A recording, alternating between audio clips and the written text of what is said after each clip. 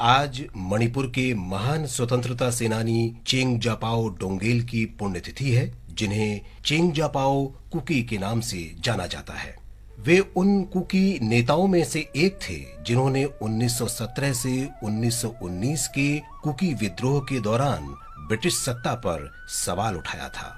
द्वितीय विश्व युद्ध के दौरान उन्होंने आजाद हिंद फौज के बैनर तले अंग्रेजों के औपनिवेशिक और सामंती अधिकार के खिलाफ कुकी समुदाय को संगठित किया।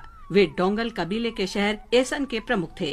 चेंग जापाओ के शासनकाल के दौरान एसन की महिमा दूर दूर तक फैल गई और ये सबसे शक्तिशाली शहर बन गया।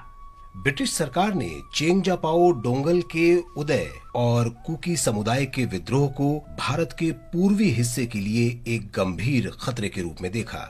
चेंग जापाओ डोंगेल को गिरफ्तार कर 4 साल के लिए जेल भेज दिया गया।